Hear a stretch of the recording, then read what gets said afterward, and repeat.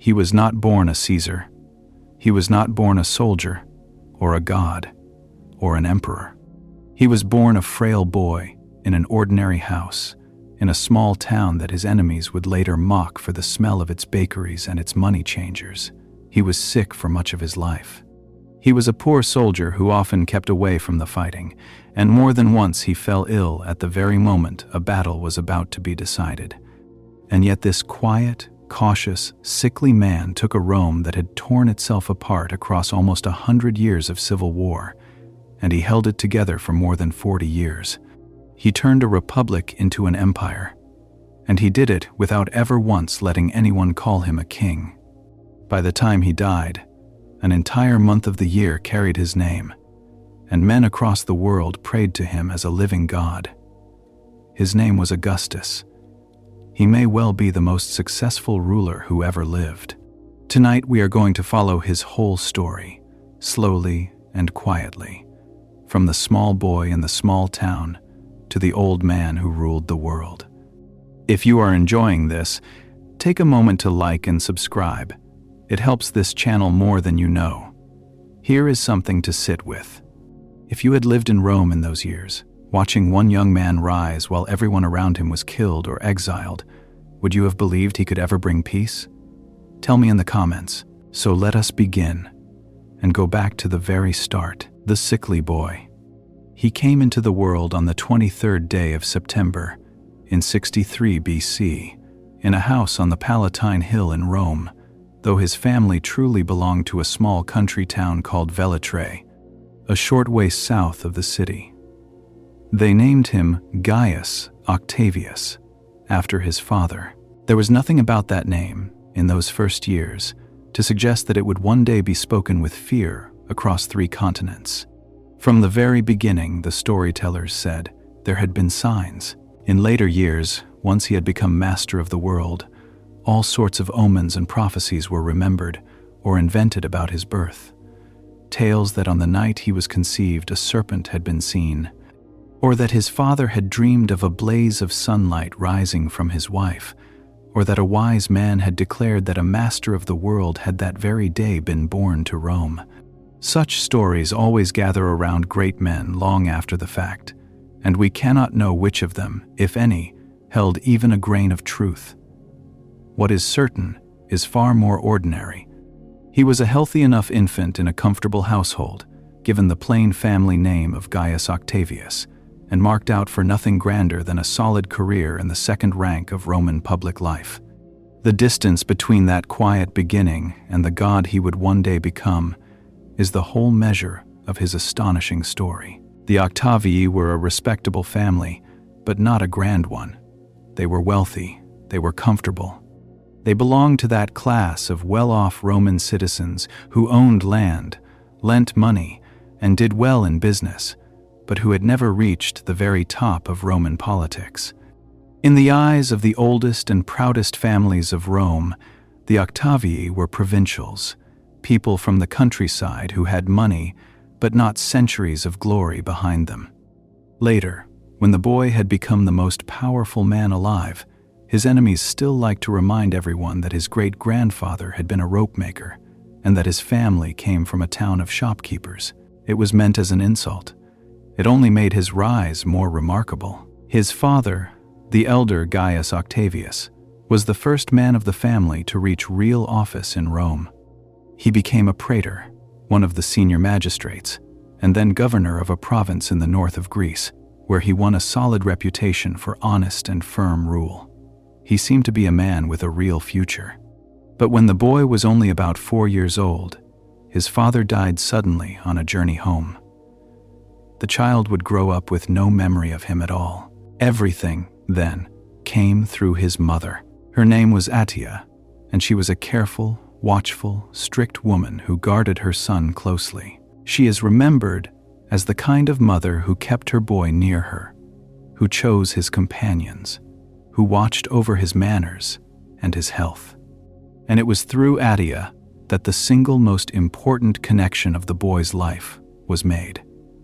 Attia's mother, the boy's grandmother, was the sister of a rising and dangerous man named Gaius Julius Caesar. That made the small, sickly boy from Velitrae the great-nephew of Julius Caesar.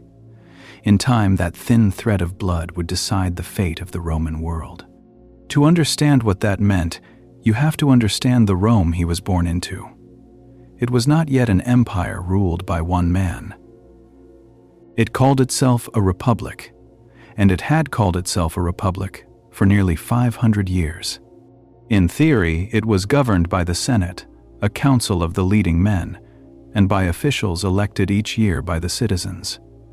In theory, no single person was ever supposed to hold too much power for too long. That was the whole idea. The Romans had thrown out their last king centuries before, and they hated the very word king with a deep and lasting hatred. To be called a king in Rome was close to a death sentence. But by the time this boy was born, the republic was sick, far sicker than the child himself. It had grown too large and too rich for its old rules. Rome now ruled Spain, Greece, much of the coast of the whole inland sea, and vast lands beyond. Generals commanded huge armies far from home, and those armies were loyal to the general who paid them and led them to plunder, not to the Senate back in the city.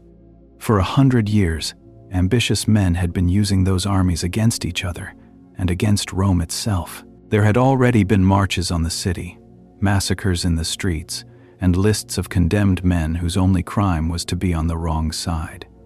The Republic was a beautiful old house whose beams were rotten, and everyone could feel it swaying. This was not a sudden sickness. For 100 years before the boy was born, Rome had been tearing at itself over the same deep wound, the widening gap between the few who held the wealth and the land and the many who had almost nothing. Long before his birth, two brothers of a noble family, the Gracchi, had tried to pass reforms to give land to the poor and to the landless soldiers, and both had been killed by their opponents in the streets. The first time in centuries that Roman politics had been settled by open murder rather than by votes. After them had come the great rival generals Marius and Sulla, whose quarrel had plunged Rome into full civil war, a generation before Octavius drew breath. Sulla had marched on the city with his legions, made himself dictator, and posted the first great lists of condemned men, ordering the deaths of thousands of his enemies and seizing their property, before at last laying down his power again. The boy was born into the long shadow of all of this, into a Rome that had already learned, over and over, that the sword could overrule the law, and that had grown terribly used to solving its deepest arguments with blood. The boy grew up inside that swaying house. He was often unwell. His health would trouble him for his entire life, and it is one of the strange facts of his story that a man so physically weak would outlive almost every strong and violent rival he ever faced. While other Roman boys of his rank dreamed of winning glory sword in hand, this one learned patience, caution, and the art of waiting. He learned to watch. He learned that the quiet person in the corner often sees more than the loud one in the center of the room. When he was still a young boy, his mother married again to a distinguished former consul named Lucius Marcius Philippus, a steady and cautious man who gave the household stability and useful connections. And all the while, far away and closer than anyone realized, the great-uncle was climbing. Julius Caesar was fighting his way to the front of Roman life, conquering the lands of Gaul in a series of brilliant and brutal campaigns, sending back rivers of gold and endless news of victory.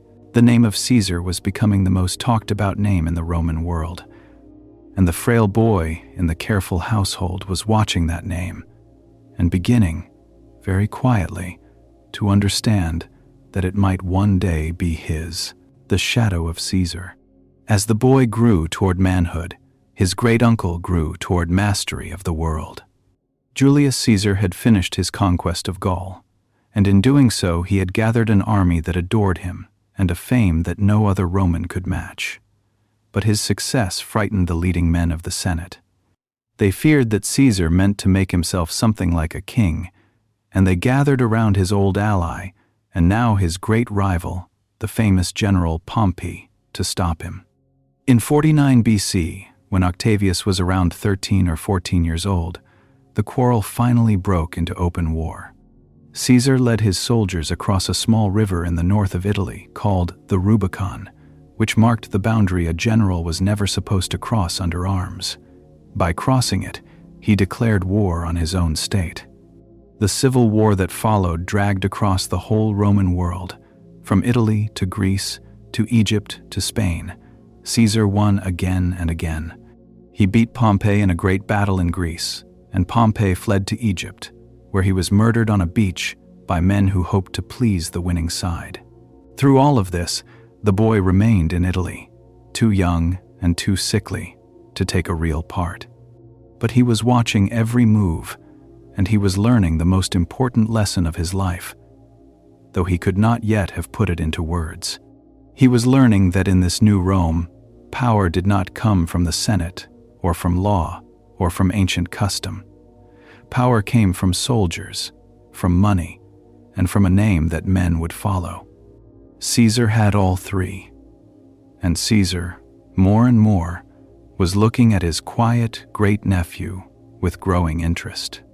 By now, Julius Caesar was the master of the Roman world, and he was using his power in ways both dazzling and dangerous. He pardoned many of his old enemies rather than killing them, a famous policy of mercy that won him praise and, in the end, cost him his life, for some of the men he spared repaid him with daggers. He reformed the very calendar, sweeping away the tangled and broken old Roman year and replacing it with a new one measured by the sun, so well made that it is very nearly the calendar the whole world still lives by today. He planned new towns for his veterans and the poor, new public works, and new laws for the provinces. But he also allowed honor after honor to be piled upon him, statues and titles and special powers without end, until it seemed there was nothing left to offer him but a crown. And it was exactly this, the sense that one man had risen wholly above everyone else, that frightened the proud old families into murder. The boy, watching from the edges, took in both halves of the lesson at once, the brilliance of what Caesar had built, and the deadly danger of letting that power show too plainly. The boy did what he could to catch that interest. He was chosen, young as he was, to take part in religious honors and public ceremonies.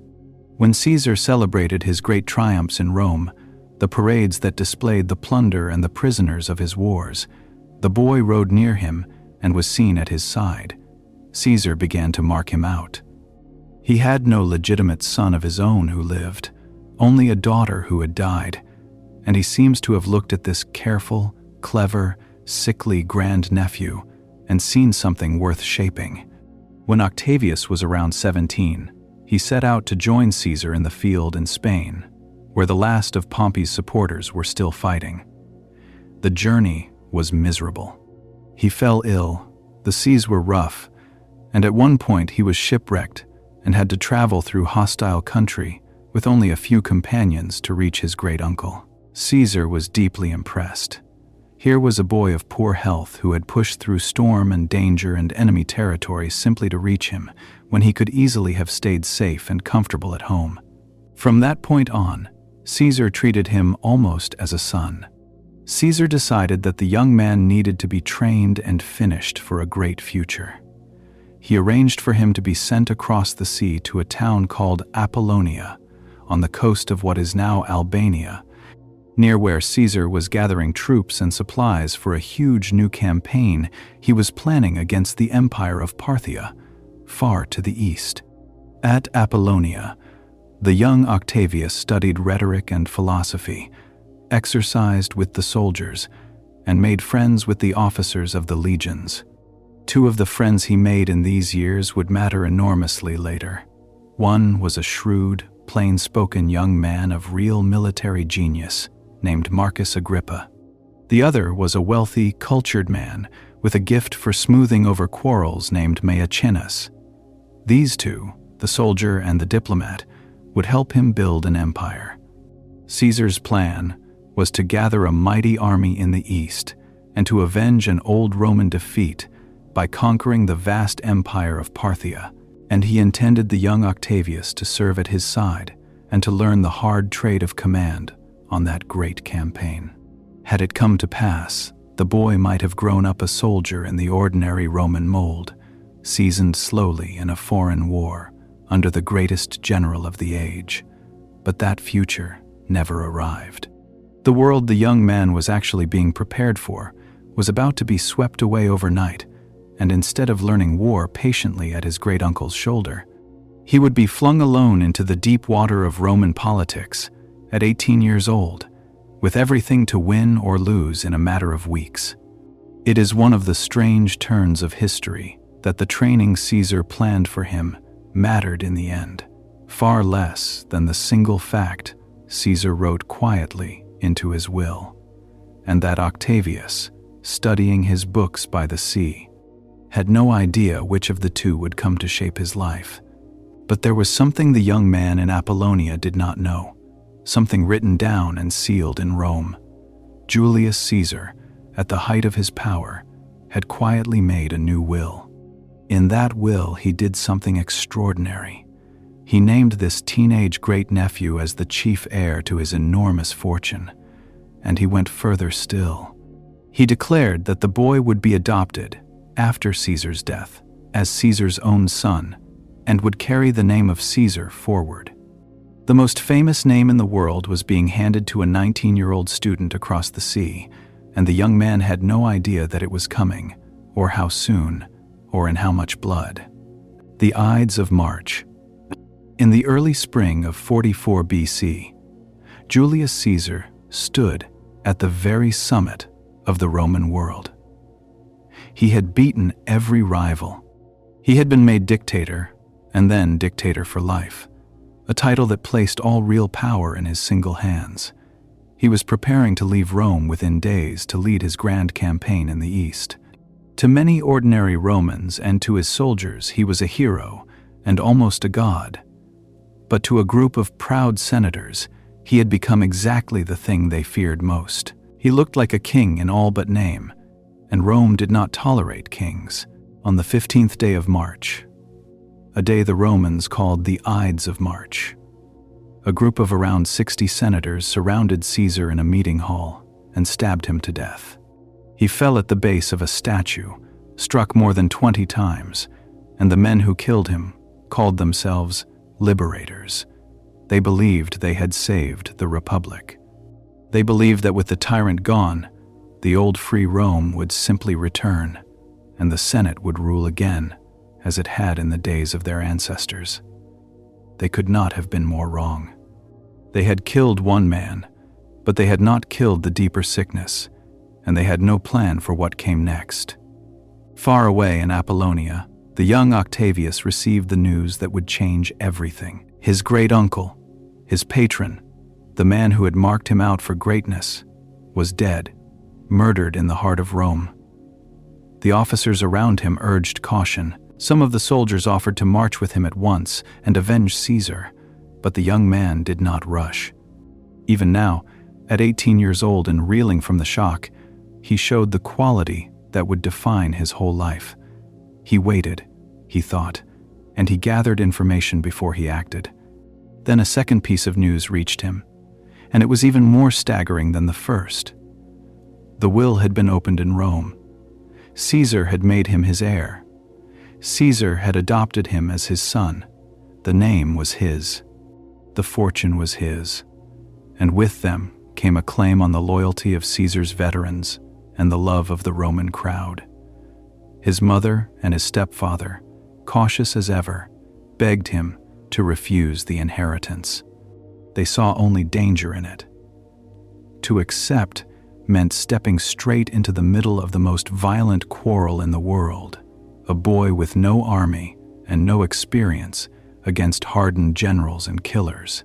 To accept the name of Caesar was to paint a target on his own back. He accepted it anyway. From that moment, he was no longer simply Gaius Octavius of Velitrae. In the Roman custom of adoption, he took the name of the man who had adopted him, and he became Gaius Julius Caesar.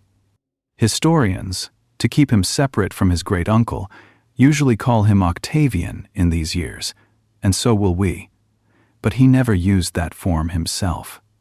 To the soldiers, to the crowd, and to the memory of a murdered hero, he was simply Caesar now, and he understood exactly how much that single word was worth. By the time the young heir set foot in Italy, the assassins had already learned their helplessness, and it was Antony who had taught them. At the public funeral of the murdered dictator, Antony had risen to speak over the body, and with the crowd already grieving, he had stirred them into a blazing fury, displaying Caesar's blood-stained robe and reminding the people of everything Caesar had given them, until the mourning turned into a riot. The mob had seized whatever wood they could find, built a great pyre in the forum, and burned Caesar's body there in the heart of the city, and then had gone hunting for the assassins with fire in their hearts, so that Brutus, Cassius, and the rest were forced to flee Rome for their lives. The people had spoken, and they had spoken for Caesar. Then, not long after the young heir arrived and held public games in honor of his adoptive father, a brilliant comet blazed in the sky for several nights, running, and the crowds took it as a sign that the soul of Caesar had risen to join the gods. Octavian seized on that comet with cold brilliance. If Caesar was now a god, then he, as the adopted son of Caesar, was the son of a god, and he made certain that every Roman came to know it. It became one of the deepest foundations of his power. He also grasped, from the very first, that money could speak as loudly as any name. Julius Caesar's will had promised a gift of cash to every ordinary citizen of Rome, and Antony, who held Caesar's funds, had been slow and grudging about paying it. So the young heir paid it himself, out of his own inheritance, selling property to raise the sum when he had to, so that the common people would remember exactly which of the two men had actually put coins into their hands in the name of the murdered Caesar. It was a shrewd and costly move, and it worked. The crowds began to warm to him, the veterans began to gather around him, and Antony found that the soft boy he had mocked was quietly buying the loyalty of the very people Antony had counted upon. Step by careful step, spending freely and promising more, the young man built himself a following in the heart of Rome, and the older man understood too late that he had a serious rival on his hands. He crossed to Italy quietly, testing the ground as he went, gauging the mood of the veterans in the towns. What he found was that the name worked. Old soldiers who had served under the murdered dictator came to greet the young heir. The common people who had loved Caesar were ready to love his son. But he also found that the real power in Rome, at that moment, was held by another man, and that man had no intention of sharing it. His name was Mark Antony. He had been Caesar's loyal deputy and fellow consul, a bold, popular, hard-drinking, hard-fighting soldier, brave in battle and reckless in life. After the murder, Antony had cleverly taken control of Caesar's papers, Caesar's money, and much of Caesar's authority, presenting himself as the true guardian of the dead leader's cause. When the untried teenager arrived and announced that he, not Antony, was Caesar's real heir, and politely asked for the money that was legally his in order to pay the gifts Caesar had left to the Roman people, Antony treated him with open contempt.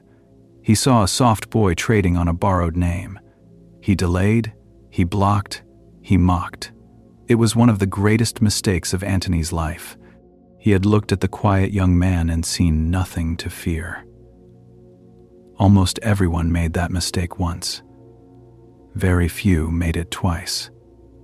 The lists. What followed was a year of dizzying maneuver, and it revealed that the teenage heir was one of the most gifted political minds Rome had ever produced. Blocked by Antony, Octavian did something no one expected. He turned, for a time, against the men of Caesar's party and made himself useful to their enemies in the Senate. The Senate was frightened of Antony, who was raising troops and behaving like the next strongman. The most respected voice in that Senate belonged to the great orator Cicero, the finest speaker and one of the finest minds of the age, a man who had spent his whole life defending the old republic. Cicero looked at the young Octavian and thought he saw a useful tool. Here was a boy with Caesar's name and Caesar's money, willing to raise an army out of loyal veterans and turn it against Antony. Cicero threw the weight of his eloquence behind the young man, praising him to the skies, arguing that the Senate should give him official command and use him to destroy Antony. Cicero is said to have remarked that the young man should be praised, honored, and then lifted up out of the way. A clever line meaning that once Octavian had served his purpose, he could be quietly discarded. Word of that remark reached the young man, and he did not forget it. He rarely forgot anything. There was something breathtaking in the young man's audacity in these months. He had no legal right whatsoever to raise an army, being a private citizen barely out of boyhood, and yet raise one he did.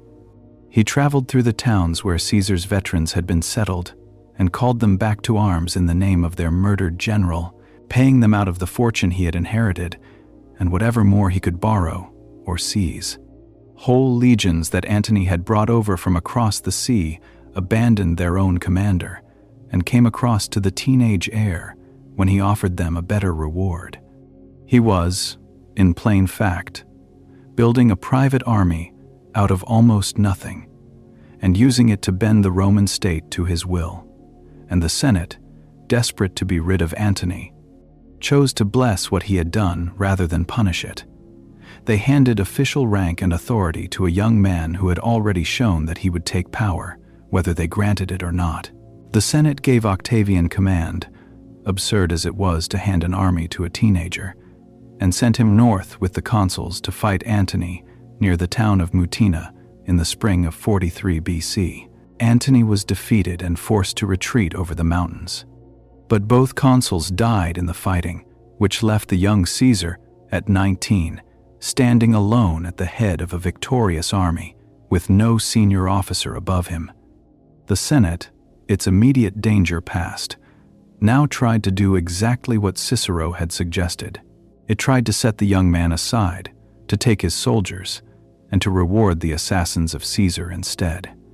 It was another enormous mistake. Octavian did the arithmetic that the old senators had failed to do.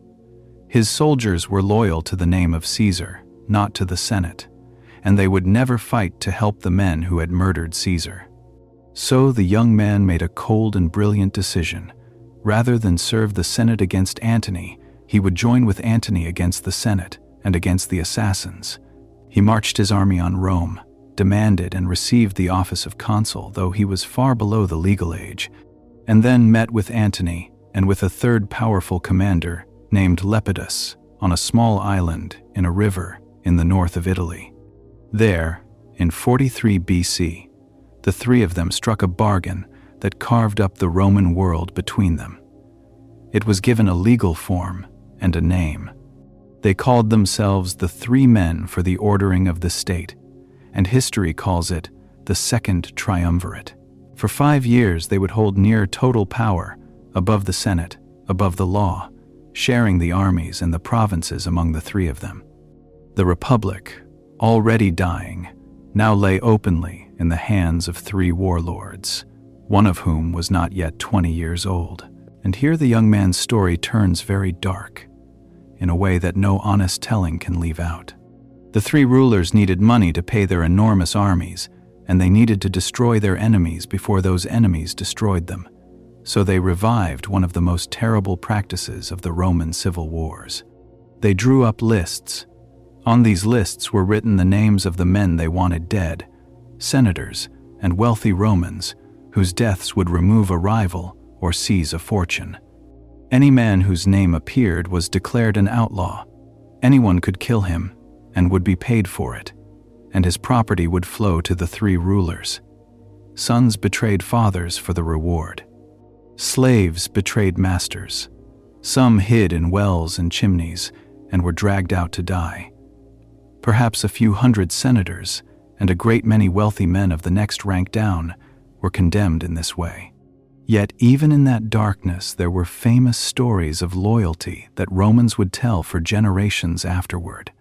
There were wives who hid their condemned husbands in attics and secret rooms and lied to the searchers at the door, slaves who put on their master's clothes and died in their place so that the master could slip away, sons who smuggled their fathers out of the country disguised as servants and laborers. For every act of betrayal there was, here and there, an act of quiet courage, and the memory of both was burned deep into the Roman mind. But the lists did their cold work all the same. The treasuries of the three rulers were filled, their enemies at home were dead or scattered, and the road to the final reckoning with the assassins of Caesar lay open before them. The three men each had to give up friends to please the others, and the single most famous victim was the price that Antony demanded from Octavian. It was Cicero, the great orator who had lifted the young man up only months before. Antony hated Cicero with a personal fury, for Cicero had attacked him in a series of blistering public speeches. Antony wanted him dead, and the young Caesar, who owed Cicero so much, let him be put on the list. It is one of the coldest acts of his whole career, and later, ages have never quite forgiven him for it. Cicero tried to flee, then gave up, and was caught and killed near the sea. His head and his hands, the hands that had written the speeches, were carried back to Rome and nailed up in the Forum for the crowds to see. The greatest voice of the old republic had been silenced by the young man that voice had helped to raise. The lesson was plain, and everyone understood it. This quiet young Caesar would repay loyalty when it suited him, and he would trade away anyone at all when it did not. The ghosts of Philippi, with their enemies at home, dead or scattered, and their treasury filled with the property of the condemned, the three rulers turned to the great task that Octavian, at least, had sworn to carry out. The assassins of Julius Caesar were still alive, and they had not been idle. The two leaders of the plot, Marcus Brutus and Gaius Cassius, had fled east after the murder, and had spent the month since gathering an enormous army and a great deal of money in the wealthy provinces of Greece and the Near East. If Caesar was to be avenged, and if the three rulers were to be safe, those two men and their legions had to be destroyed. In 42 BC, Antony and Octavian led their combined forces across the sea into northern Greece to hunt them down. The armies that gathered there were vast, among the largest that Romans had ever turned against other Romans. They met near a town called Philippi, on a wide plain ringed by hills and marshes. What followed was not one battle but two, fought about 3 weeks apart, and together they decided whether the murder of Caesar would stand or be punished. In the first clash, the fighting split in two directions. On one wing, Antony's men broke through and overran the camp of Cassius. On the other wing, the forces of Brutus broke through and overran the camp of Octavian, and here the young Caesar's poor health, or perhaps his caution, produced one of the strangest moments of his life. He was not in his camp when it was stormed. He later said that a friend had warned him in a dream to leave his tent, and so he was absent and safe while his soldiers were cut down where he should have been. His enemies said, less kindly, that he had simply hidden in the marshes out of fear and weakness. Whatever the truth, he survived, and survival was always his particular genius. Cassius, on his side of the field, did not know that his colleague Brutus had actually succeeded. Cut off, believing that all was lost and that the day was a total defeat, Cassius gave up hope and had himself killed. It was a tragic error, for the battle had in fact been a draw, and he threw his life away in despair on a day he had not truly lost. Brutus was now left alone in command of the assassins' cause, and for 3 weeks the two great armies faced each other, worn down by hunger and disease and the misery of the marsh. At last, Brutus was pushed, against his better judgment, into fighting a second battle. This time there was no draw. The forces of Antony and Octavian broke his army completely. Brutus escaped the field with a few companions, but he understood that everything was finished, that the cause of the old republic had died there on the plain, and he chose to end his own life rather than be captured and led in chains through Rome. With his death, the last serious defenders of the murdered senators were gone. The men who had stabbed Caesar to save the republic had instead handed the whole Roman world to Caesar's heir and Caesar's deputy. Almost every one of the assassins was now dead, in battle, by their own hand, or hunted down in the years that followed. The Ides of March had been answered in full. There was a harder side to the young Caesar's conduct in these days, and the stories told of him after the battle were not gentle ones. Where Antony was remembered as treating the noble dead with a soldier's respect, even laying his own fine cloak over the body of Brutus, the young Caesar was remembered as cold and unforgiving toward the prisoners who fell into his hands. Some who begged him for mercy or for honorable burial, it was said. He answered only by telling them that the birds and the beasts would settle the question of their graves. Whether every such tale is true or was darkened by his enemies, together they fixed an image of him in these years as a man who could be pitiless whenever it served his purpose, quite unlike the mild and fatherly figure he would work so hard to become in later life. He was still, in this season of his rise, the ruthless young warlord, and Rome had good reason to fear him. At Philippi, it was Antony, the seasoned general, who had done the real fighting and won the real glory. While the young Caesar had been sick and nearly captured, everyone knew it. In the division of honors, Antony was clearly the senior partner, the great soldier at the height of his fame, and Octavian was the junior, the clever boy who traded on a dead man's name. If you had stood on that plain in 42 BC and been asked which of the two would end as master of the world, almost no one would have chosen the pale young man who had spent the battle hiding in the reeds. And almost everyone would have been wrong. Dividing the world. With the assassins destroyed, the victors divided the Roman world between them, like men splitting an inheritance. Antony, the great soldier, took the rich and glamorous East, the wealthy provinces of Greece, Asia, and Syria, with all their gold and their ancient cities. It was the prize half of the empire, and it gave him the money and the glory to plan a great war against Parthia that would make him the new Alexander. Octavian took the West, including Italy itself, and with Italy he took the hardest and most thankless job of all. He had to find land for the tens of thousands of veteran soldiers who had won the war and now expected their reward. That task very nearly destroyed him. To settle the veterans, he had to seize farms and whole districts across Italy and hand them over to old soldiers, throwing the families who had lived there for generations off their land. It made him hated. Across the Italian countryside there were bitter, ruined people who cursed the young Caesar's name, and one of the greatest poets of the age, Virgil, would remember the pain of those confiscations in his verse. The scale of the upheaval is hard to imagine now.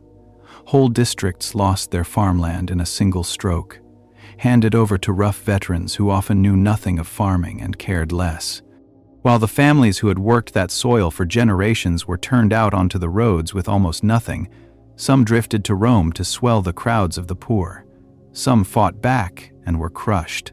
It bred a bitterness that would take years to heal, and Octavian knew that every farm he seized bought him a soldier's loyalty at the price of a citizen's hatred. He gambled that the soldiers mattered more, and in the brutal arithmetic of those years, he was proven right. For it was the loyalty of the legions, bought with land and silver, that carried him through every crisis to come. But he never forgot how close that anger had come to destroying him, and much of his later care for the common people of Italy was the work of a man quietly determined never to be so hated again. Octavian was doing Antony's dirty work, while Antony gathered fame and treasure in the Golden East, and the unfairness of it was not lost on anyone. The tension boiled over into a short, ugly war right in the heart of Italy. Antony's wife, a fierce and political woman named Fulvia, and Antony's brother, stirred up the anger against Octavian and raised troops of their own. Octavian's loyal friend, the soldier Agrippa, cornered them in the hill town of Perugia and starved them into surrender through a brutal winter siege in 40 BC and the months around it. The town was taken.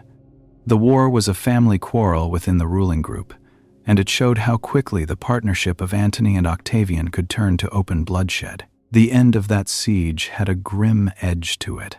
When Perugia finally fell, the town was given over to plunder, and much of it went up in flames. And the harshest stories claimed that Octavian put numbers of the leading captives to death without mercy. Once again, the mild ruler of later years was nowhere to be found, and only the hard young warlord remained. Yet even as he crushed his enemies, Octavian was also learning the value of the opposite art, the art of reconciliation, and it was on display soon afterward at Brundisium. There, with the soldiers refusing to fight and the two great rivals forced to the bargaining table, the quarrel was patched up, not with executions, but with a marriage and a fresh division of the world, and all of Rome breathed out in relief.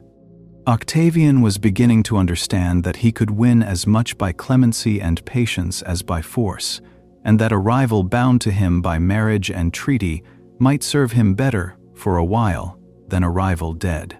It was a lesson he would use again and again on the long road to sole power. For a moment it looked as if the two great rivals would go to war then and there.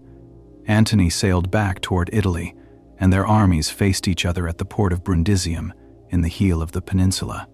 But their own soldiers, weary of Roman killing Roman, refused to fight one another and forced their leaders to make peace. The peace was sealed in the old Roman way, with a marriage. Fulvia had died, and so Antony married Octavian's beloved elder sister, the gentle and dignified Octavia. It was meant to bind the two men together as brothers. For a few years it held, and Octavia did everything a wife and a peacemaker could do to keep her brother and her husband from each other's throats. Octavian, meanwhile, was building his own web of marriages and alliances, and here his personal life took a turn that scandalized and fascinated Rome. He had already married a woman named Scribonia for political reasons, and she bore him a daughter named Julia, who would be his only natural child. But on the very day that Julia was born, Octavian divorced Scribonia. He had fallen for another woman entirely, a clever, elegant, strong-willed noblewoman named Livia Drusilla.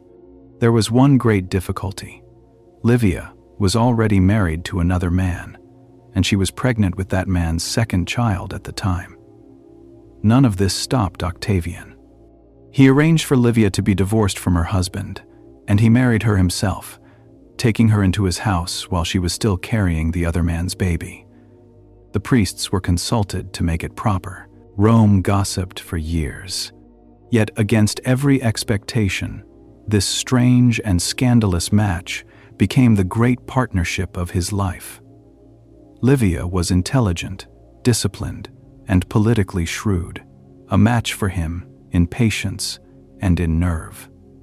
She would remain at his side for more than 50 years, his closest advisor, and the one person whose judgment he trusted almost without question. She bore him no surviving children of their own, which would one day cause enormous trouble over who should follow him. But as a marriage of two careful, ambitious, self-controlled minds, it was one of the most successful unions in Roman history. While Octavian dealt with veterans and marriages in Italy, another danger was strangling the city from the sea. The son of Caesar's old rival Pompey, a bold and capable admiral named Sextus Pompey, had seized the great island of Sicily and gathered a powerful fleet. From Sicily he controlled the shipping lanes that carried grain to Rome, and grain was life. When Sextus squeezed those lanes, the price of bread soared, and the people of Rome went hungry and rioted in the streets, sometimes turning their fury directly on Octavian. For years Sextus was a knife at Rome's throat, and breaking his grip on the sea became the great problem of Octavian's early rule. For a time the rulers even tried to make peace with Sextus rather than fight him. They met with him and struck a bargain, sealed at a grand banquet held aboard Sextus's own flagship as it rode at anchor. The most powerful men in the world dining on the deck of the Sea Lord who could starve them at will. There is a famous story that one of Sextus's own officers leaned close and offered, in a whisper, to cut the anchor cable and sail off with all his guests aboard, making his master the ruler of the whole world in a single stroke, and that Sextus refused, answering that the man should simply have done it without asking, rather than force him to break his given word. The peace, in any case, did not hold. Within a couple of years, the old hunger and the old rivalry had returned. The grain lanes were choked once more, and the struggle for the sea began again, this time to the finish. The war at sea. Octavian was no sailor and no natural soldier, and his first attempts to beat Sextus Pompey at sea ended in humiliation. His fleets were battered by the enemy and wrecked by storms, and at one low point he lost a great part of his ships and stood on the shore having achieved nothing but disaster. A lesser man might have given up. But Octavian had one supreme gift beyond his patience. He knew how to find able men and let them do what they did best, and then he took the credit and gave them the rewards. His greatest instrument was his boyhood friend Marcus Agrippa. Agrippa was one of the finest military engineers and commanders Rome ever produced, and he was completely loyal, a man of humble birth who owed everything to Octavian and never once tried to seize power for himself. Told to solve the problem of the sea, Agrippa solved it the way he solved everything, by careful and patient work.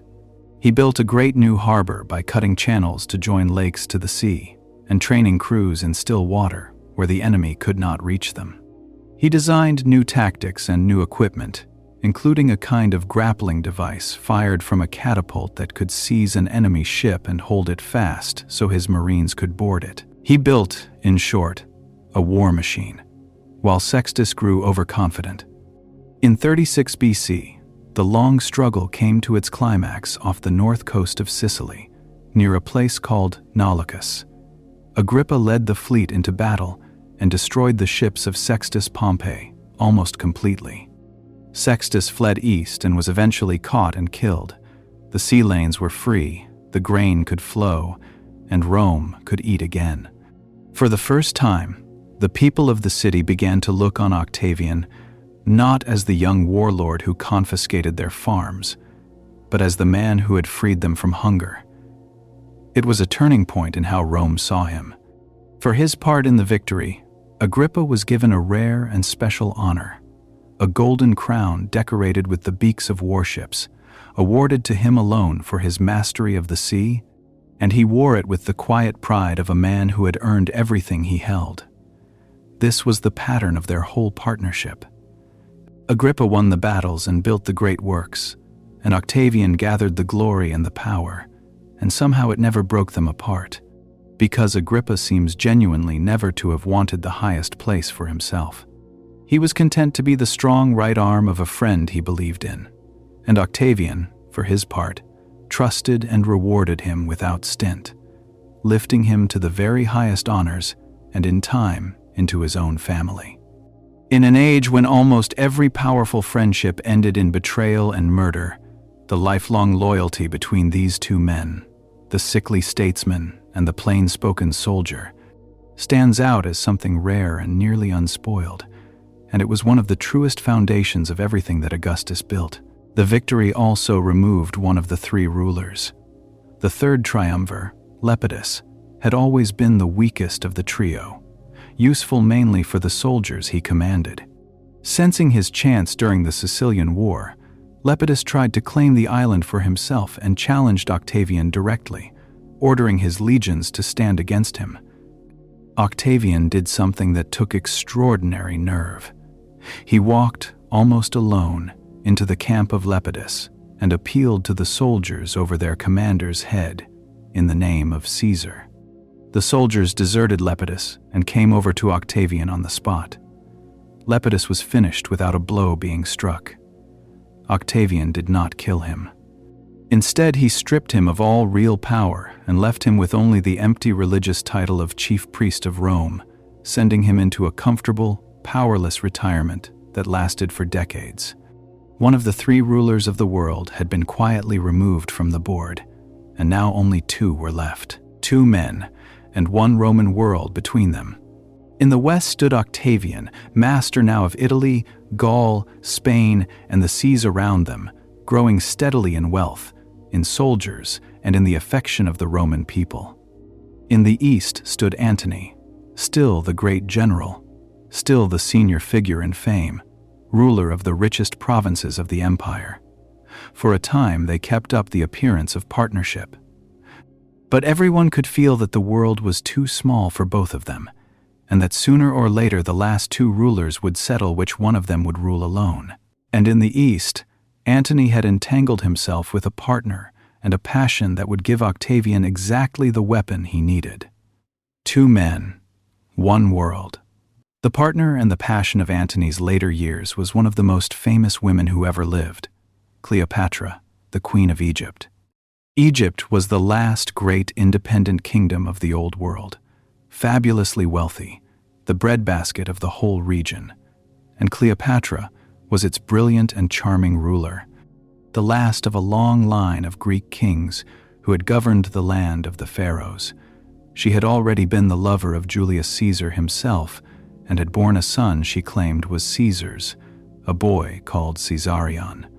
Now she became the lover and ally of Antony, and their union joined the military might of Rome's east to the bottomless wealth of Egypt. For a while, this looked like strength, and for Antony it was. Cleopatra's money and grain fed his armies, and together they were a glittering power in the east. But Antony's great eastern dream, a war of conquest against the empire of Parthia that would make him the equal of Alexander the Great, went badly wrong. He led a huge army deep into the mountains and lost a large part of it to hunger, cold, and the arrows of the Parthian horsemen, staggering back with his reputation as an invincible general badly damaged. The soldier who had won at Philippi had led a great host to ruin, and word of it reached Rome. Then Antony made the mistake that Octavian had been waiting for. In the great city of Alexandria in 34 BC, Antony staged a magnificent public ceremony that came to be called the Donations of Alexandria. Seated on golden thrones beside Cleopatra, he handed out Roman lands and eastern kingdoms to Cleopatra and to the children he had fathered with her, naming the boys kings of various territories and hailing Cleopatra with the grand title of Queen of Kings. He also declared that Caesarion, Cleopatra's son, was the true son of Julius Caesar. That last point was a dagger aimed straight at Octavian, whose entire position rested on being Caesar's only son and heir. Octavian could not have asked for a better gift. Back in Rome, he made himself the champion of Roman pride and Roman tradition against a Roman general who seemed to have gone native, who lay in the arms of a foreign queen, who gave away Roman territory to her children, and who dressed and behaved like an Eastern god-king. Whether all of this was fair to Antony hardly mattered. Octavian and his friends spread the story everywhere, in speeches, in pamphlets, in rumor, painting Antony as a man bewitched and unmanned, a slave to a scheming foreign woman who dreamed of ruling Rome herself from the throne of Egypt. It was one of the first great propaganda campaigns in history, and Octavian ran it like a master. The final personal insult came when Antony formally divorced Octavian's sister Octavia. For years, the gentle Octavia had stood as the living bond between the two rulers, raising Antony's children beside her own, and even traveling east with money and soldiers to support a husband who barely acknowledged her. When Antony sent her a cold letter of divorce and ordered her out of his house in Rome so that he could belong wholly to Cleopatra, he broke that bond in the most public and humiliating way imaginable. To ordinary Romans, it looked like exactly what Octavian said it was: a good and faithful Roman wife cast aside for a foreign queen. Octavia bore the insult with a dignity that only made Antony look worse, and she went on caring for his children even after he had cast her off. Every Roman who heard the story took another step away from Antony and toward the man whose sister he had wronged. Octavian could not have designed a better gift for his own cause if he had written the letter of divorce himself. While Antony feasted in Alexandria, Octavian was quietly making himself the good and solid ruler of the West. With his friends Agrippa and Maecenas, he poured attention and money into Rome and Italy. Agrippa, though he had already been a consul, took on the humble old office in charge of the city's streets and water, and threw himself into repairing the sewers, cleaning and extending the aqueducts, and giving the people games and free oil and salt. Octavian built temples and public works, and presented himself as the man who cared for Rome, while his rival lost himself in Eastern luxury. Bit by bit, the affection of Italy shifted decisively toward him. At last, Octavian moved to force the final break. He learned that Antony had deposited his will with the sacred priestesses of the Roman hearth, the Vestal Virgins, for safekeeping. In an act that shocked even some of his own supporters, Octavian seized that will from the Vestals and read out its contents in public. Whether he reported it honestly or twisted it, the effect was devastating. He announced that Antony had confirmed the gifts of Roman land to Cleopatra's children, that he wished to be buried in Alexandria beside the queen rather than in Rome, and other things that made Antony look like a man who had abandoned his own country for a foreign one. The anger in Italy became a roar. Not everyone approved of how Octavian had come by that will. To seize a private document from the sacred keeping of the Vestal Virgins, the women whose whole duty was to guard such things inviolate, struck many Romans as an act close to sacrilege. And some of Antony's friends protested loudly that whatever the will contained, the manner of its taking was a scandal. Octavian brushed the objection aside. He understood something his opponents did not, that in a contest for the loyalty of a whole people, the story that takes hold matters far more than the fine points of law and custom. The picture he had planted, of a Roman general who wished to be buried in a foreign land beside a foreign queen, and who had showered Roman territory upon her children, was now fixed in every Italian mind, and no complaint about vestals and sealed documents could shake it loose. He had won the argument before the fighting ever began, and he had won it by understanding people better than any rival he ever faced. Octavian was far too clever to declare war on Antony as a Roman, for that would have looked like exactly the civil war that everyone was sick of. Instead, he declared war on Cleopatra, the foreign queen, the enemy of Rome. In this way, the coming struggle was dressed up not as Roman against Roman, but as Rome and the West, united and free, against Egypt and the corrupt, servile East. He had the towns and communities of Italy and the western provinces swear a personal oath of loyalty to him as their leader in the coming war, so that he marched to the final battle not as one warlord among several, but as the chosen champion of a whole united people. Antony, whatever the truth of his heart, was now cast as the traitor who fought for the foreign queen against his own city. Actium. The two sides gathered their strength through the winter and met in the year 31 BC along the western coast of Greece. Antony and Cleopatra brought a huge fleet and a large army and made their base along the coast, intending to force a decisive battle in the west and then march on Italy. Octavian and the ever-reliable Agrippa brought their own fleet and army across the sea to face them. And once again, as at sea against Sextus Pompey, it was the patient, methodical skill of Agrippa that decided everything, not any brilliance on the battlefield by Octavian himself. Agrippa did not rush to a great clash. Instead, he used his ships to seize key points along the coast and to cut the sea lanes that carried food and supplies to Antony's forces. Slowly, patiently, he strangled the enemy. Inside Antony's camp, meanwhile, the mood curdled.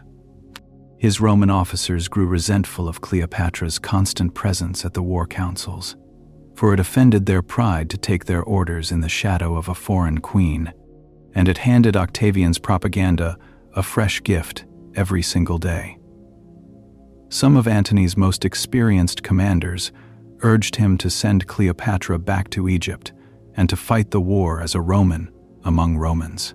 He would not do it, whether out of love or trust or the fear of losing her money and her fleet. And so the quarreling went on while the food ran short and the sickness spread through the tents. One by one, senators and allied kings who had followed Antony east began to weigh their chances and slip away to the other side, until the desertions became a steady stream. A cause does not often survive once the people at its very heart have stopped believing they can win, and long before the two fleets ever met, Antony's cause was quietly dying from within. Antony's great army and fleet, penned near a promontory called Actium, began to suffer. Supplies ran short. Disease crept through the crowded camps in the marshy summer heat. Morale collapsed, and Antony's officers and allied kings began to slip away and desert to Octavian, one after another, as they saw which way the tide was running. The war was being lost before the main battle had even been fought, strangled by hunger and boredom and quiet betrayal. At last, in early September, trapped and weakening, Antony and Cleopatra decided to try to break out by sea rather than waste away where they sat. On the second day of that month, their fleet came out of the Gulf to give battle off Actium. The great engagement that followed was, in the end, less a glorious fight than a desperate attempt at escape. The heavy ships struggled in the water, and for a time the lines ground against each other without a clear result. Then Cleopatra, with her own squadron of Egyptian ships, judged the moment lost, raised her sails, and ran for the open sea and home. And Antony, seeing his queen depart, abandoned his own fleet and his own men and chased after her, leaving his soldiers leaderless behind him. What was left behind was a slow and confused ending rather than a sudden slaughter. Some of Antony's ships fought stubbornly on for a while, then struck their colors or were set ablaze and left to burn down to the waterline as the day faded. As evening came, the noise of the battle sank away into the ordinary sounds of the sea, the creak of timber and the wash of the waves, and the smoke drifted slowly off across the water. On the shore, the great land army that Antony had gathered sat waiting for a leader who would never come back for it. And within a few days, leaderless and without hope, it simply gave itself up. There was no grand last stand and no field heaped with the dead. The mightiest force Antony had ever assembled melted quietly away, and the long contest for the mastery of Rome ended not with a roar, but with a kind of exhausted silence settling over that stretch of the Greek coast. It was the end. The ships Antony left behind fought on for a while, wandered or burned, and the great land army, waiting on the shore for a leader who never returned, gave itself up to Octavian within days. The battle itself had not been especially bloody by the standards of the age, but its consequences were total. In the calm that settled over that stretch of coast, over the drifting wreckage and the beached and blackened hulls, the last rivalry for the Roman world had been decided. There were no longer two masters of Rome. There was one. Octavian did not immediately chase his beaten rivals to their deaths. He was careful and unhurried, as always, settling affairs in Greece and the East, securing his hold, and waiting. Antony and Cleopatra fled back to Egypt, to Alexandria and its palaces, to wait for the end they must have known was coming. The whole weight of a united Roman world was now turned against a single city and a single queen, and it was only a matter of time before it arrived. The fall of Egypt. In the summer of 30 BC, Octavian led his forces into Egypt and closed in on Alexandria. Antony gathered what men he could and tried to make a stand, but his soldiers and his remaining ships went over to the enemy almost without a fight. There was nothing left. The great general who had won at Philippi and had once seemed the master of half the world found himself abandoned by nearly everyone, cornered in the city of his queen with the armies of his rival at the gates. Believing, at one point, a false report that Cleopatra was already dead, Antony fell on his own sword. He did not die at once, and in his last hours he was carried, still living, to the queen, and died in her presence. So ended Mark Antony, brave and generous and reckless to the last. Undone in the end, not by any lack of courage, but by pride, poor judgment, and a rival with far more patience than himself. Cleopatra was now Octavian's prisoner, and she understood exactly what her fate would be. Octavian wanted her alive, for a very particular reason. It was the custom of a victorious Roman general to celebrate his victory with a triumph, a grand procession through Rome, and the greatest ornament of such a procession was to lead the captured enemy king or queen in chains before the eyes of the Roman crowd. Octavian dreamed of leading the famous Queen of Egypt through the streets of Rome as his living trophy. Cleopatra, proud to the end and the last true monarch of the ancient world, refused to give him that satisfaction. She arranged her own death instead, and according to the most famous story, she died by the bite of a venomous serpent smuggled to her in a basket, choosing to leave the world as a queen rather than be displayed as a captive.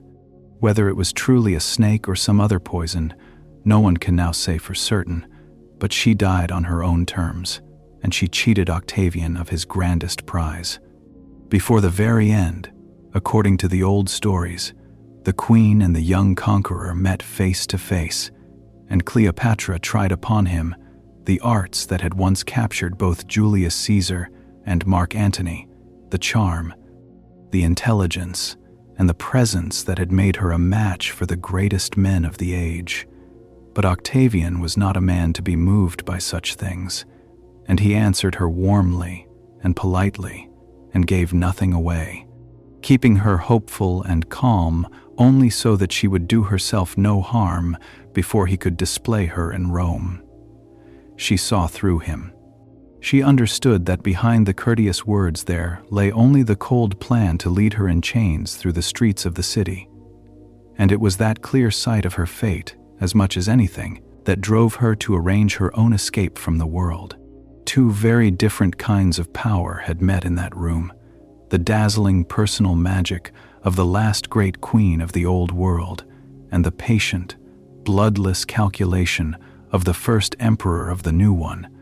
And in the end, it was the calculation that won. Octavian showed, once again, how coldly practical he could be. Cleopatra's son by Julius Caesar, the boy Caesarion, was a living danger, for he too could claim to be a son of Caesar, and Octavian could not allow two sons of Caesar in the world. The young man was hunted down and put to death. A cynical remark went around at the time that it was not good to have too many Caesars, and the boy was quietly removed. The children Cleopatra had borne to Antony were spared, and were taken to Rome to be raised in the household of the ever-gracious Octavia, the wronged wife who now brought up her rival's children as her own. Egypt itself, the ancient land of the pharaohs, the richest prize in the world, now fell into Octavian's hands, and he took it not as a normal province of the Roman state, but almost as his personal possession, governed in his own name. The treasure of the pharaohs, hoarded over centuries, flowed into his coffers. With that endless wealth he paid off all his soldiers, rewarded them with land and money, and settled the debts that had hung over him. So much gold came to Rome that the ordinary rate of interest on loans fell sharply, and the price of property rose, simply because one man had swallowed the treasury of Egypt. For the first time in his life, Octavian was not scrambling for money to pay his troops. He was the richest man who had ever lived, and money would never trouble him again. While he was still in the great city of Alexandria, Octavian did a thing that revealed much about how he saw himself. He asked to be shown the tomb of Alexander the Great, the world conqueror who had died there nearly 300 years before. And when the preserved body was brought out, he gazed on it with deep respect and laid a golden crown upon it. When his hosts then offered to show him the tombs of the Ptolemies, the line of Greek kings who had ruled Egypt and to whom Cleopatra herself belonged. He refused with a cool remark that he had come to look upon a king, not upon a row of corpses. He honored the great conqueror and dismissed the fallen dynasty in a single gesture, and everyone present understood the message. He then set about reordering the whole of the East, confirming the loyal client kings on their thrones, planting colonies of his veterans in key places, and arranging the government of the provinces so that the wealth and grain of the region would flow smoothly toward Rome and toward himself. The richest quarter of the world was now his to command. In the year 29 BC, he returned at last to Rome, and the city gave itself over to celebration. He held a great triple triumph across 3 days, one procession for his victories in the wider world, one for Actium, and one for the conquest of Egypt. And the images of the defeated Cleopatra were carried through the streets in place of the queen who had escaped him in death. Riding in that chariot, he wore the oldest and grandest honor Rome could give a conqueror. His face was painted red like the old statues of the chief god. He was dressed in purple and gold, and before him went the plunder and the captives and the trophies of his wars, with his soldiers marching behind and singing their rough songs. And riding in the chariot with him, or standing just behind his shoulder, was a public slave whose single strange duty was to hold a golden crown above his head and to lean in and murmur to him, again and again, through all the cheering, that he should remember he was only a mortal man. In the middle of the greatest glory Rome could give, a quiet voice reminded the conqueror that he would die like everyone else. Octavian rode through that glory 3 days running, and then he did something that showed he had listened to more than the cheering. He began, very carefully, to give his power away, or at least to appear to, the man who refused a crown. Octavian now faced the hardest problem of his entire life, and it was not a problem of war but of imagination. He had won. He held every real lever of power in the Roman world. He commanded the armies. He controlled the money. He could make and unmake any man in the state. In plain fact, he was a monarch. But he had watched what happened to the last man who let himself look like a monarch. Julius Caesar had reached for too much, too openly, had let men whisper the word king around him, and had been stabbed to death by his own senators for it. The young Caesar had learned that lesson in blood, and he had no intention of dying the way his father had died. So he set out to solve the puzzle that had killed Julius Caesar. He would hold all the power of a king while wearing the mask of an ordinary servant of the Republic. In the year 27 BC, he came before the Senate and, in a carefully staged performance, announced that the civil wars were over, that his emergency powers were no longer needed, and that he was handing the Republic, the armies, the provinces, and the laws back to the Senate and the people of Rome. He would step down, he said, and become a private citizen again. It was theater, and everyone involved knew their parts. The Senate, filled with his supporters and terrified of a return to chaos, begged him not to abandon the state, and pressed him to keep at least some responsibilities for the good of Rome. He allowed himself to be persuaded, and in that graceful pretense, the Roman Empire was born.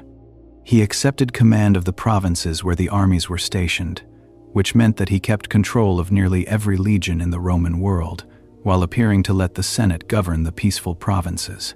He kept the ordinary legal powers of the old republic, layered one on top of another, so that his authority always rested on offices that Romans already knew and trusted, never on any new crown. He liked to be called simply the princeps, the first citizen, the leading man, as if he were only the most respected senator among equals. Historians call the system he built the principate, from that very word. In truth, it was a monarchy wearing the clothing of a republic, and it was so cleverly made that it lasted, in one form or another, for centuries. The arrangement was not fixed all at once. A few years after that first great settlement, Augustus fell gravely ill, so ill that he seemed about to die, and the near loss of him revealed how completely the new peace now rested on his single, fragile life. When he recovered, he and the Senate refined the whole design. He gave up holding the office of consul year after year, which had been blocking other ambitious men from their turn at the highest honor, and in its place he took, for life, the powers that had once belonged to the ancient office of the tribune, the traditional protector of the common people. That gave him the right to propose laws, to veto anything he disliked, and to be treated as sacred and untouchable in his own person, all without holding any office that carried the least whiff of kingship. He layered these powers so skillfully, each one familiar and republican on its own, that together they made him supreme, while leaving every old form of the republic still standing in plain sight. It was a masterpiece of political design, built not in a single stroke, but adjusted and reinforced across many years, until the fiction of the restored republic and the fact of one-man rule fit together so smoothly that most Romans simply stopped noticing the seam at all. And it was at this moment, in 27 BC, that the Senate gave him the new name by which the world would remember him. They cast about for a title that would set him above all other men without carrying the hated flavor of king, and they settled on a word drawn from the language of religion. They named him Augustus. It is a word that is hard to translate cleanly, but it means something like the revered one, the one who is worthy of honor and reverence, a person touched by a kind of sacred dignity. From that day, the boy from Velitrae, Gaius Octavius, the young warlord Octavian, was Augustus, and it is as Augustus that history has known him ever since. The choice of that particular word reached back into the very oldest layers of Roman life. Long before Rome had emperors, before it had almost anything at all, its people believed that no important act should be undertaken without first learning whether the gods approved. To read the will of the gods, they turned to priests called augurs, and to a practice called taking the auspices. Before a battle, an election, or the founding of anything, an augur would mark out a section of the sky and then watch for signs within it, above all the flight of birds. From which direction the birds came, how many there were, how they wheeled and called, all of it was read as a message of approval or warning from the heavens. A place or an act blessed in this way was said to be inaugurated, made holy by the birds, and the very name Augustus was born from this same root, the sense of something consecrated by the reading of the sky. So the man who ended the Roman Republic was given a name that meant he himself was a kind of holy ground, blessed by the gods and the birds, set apart from all ordinary men. The city of marble. With his power settled and the wars behind him, Augustus turned to the long, patient work of governing. And this is where his real greatness lies. Winning power in Rome had been done before, by Marius, by Sulla, by Julius Caesar. What no one had managed was to hold that power steadily, to use it well, and to build something that would outlast the man who made it. Augustus ruled for more than 40 years, and across those decades, he rebuilt not just the city, but the whole machine of the Roman state. Quietly, thoroughly, and with an eye always on the century after his death. He famously boasted, near the end of his life, that he had found Rome a city of brick and left it a city of marble, and it was close to the truth. Under his care and the tireless work of Agrippa, the shabby, overcrowded, half-burned old city was transformed. New temples rose by the dozen, gleaming in white stone. He built a grand new forum of his own and completed the works his adoptive father had begun. He repaired the crumbling aqueducts and built new ones, so that clean water flowed into the city in great quantities for fountains and baths and homes. He organized, for the first time, real services for the city, a force of watchmen to fight the fires that constantly threatened the wooden tenements, and officials to guard the grain supply, so that Rome would never again starve as it had under Sextus Pompey. He reached down into the daily running of the city in ways no ruler before him ever had. He divided Rome into districts and neighborhoods, each with its own local officials and its own small street shrines, so that so vast and crowded a city could actually be governed street by street. He created a permanent corps of watchmen, thousands of them, whose task was to patrol the streets through the night against fire and crime, the distant ancestors of every fire brigade and police force that came after. He took personal charge of the grain that fed the poor of the city, making certain that the ships brought enough wheat from Egypt and the other rich provinces so that the free ration on which so many Romans depended never once failed. And he gave the people spectacle on a scale never seen before: gladiator shows, wild beast hunts, chariot races, mock sea battles staged on flooded arenas, and great public feasts, understanding perfectly that a people kept fed and entertained is a people slow to long for the dangerous freedoms of the past. It was the beginning of that famous Roman bargain of bread and games, and Augustus was its master architect. He reformed the army from a collection of private followings into a permanent, professional, standing force, loyal to the state and to himself. Soldiers now served for a fixed term of years and were promised a proper payment of land or money when they retired, so that they no longer had to look to an ambitious general to make them rich. He fixed the number of legions and stationed them along the frontiers, far from the politics of the city. And he created a special body of elite troops stationed in and around Rome, the Praetorian Guard, to protect the person of the first citizen. These reforms gave the empire a defense that could hold its vast borders, and they cut the deep root of the civil wars, which had always grown from private armies loyal to one man. Beyond the city walls, he ordered a great survey and census of the empire's people and wealth, so that taxes could be gathered fairly and steadily rather than squeezed out by greedy governors. As had so often happened before, he sent honest administrators to the provinces and punished the worst of the old corruption. Roads were built and repaired across the empire, and along them ran a courier system that carried official messages faster and more reliably than ever before. For the ordinary people of the provinces, who had suffered terribly under the wars and the plundering of the past century, the peace and order of the new system came as an enormous relief. Here it is worth stopping to look at the world these reforms governed, at the shape of Roman society in the age of Augustus. For it was a world sharply divided by rank, and a person's place in it decided almost everything about their life. At the very top sat the old senatorial families, a few hundred men and their households, immensely wealthy, owning great estates, worked by armies of slaves. A senator wore a toga, that heavy draped woolen garment that was the mark of the Roman citizen, and his toga carried a broad purple stripe to show his rank, while his shoes were a special red. Below the senators came the equestrians, the knights, men of great wealth who had chosen business and administration over the highest politics, marked by a narrower purple stripe.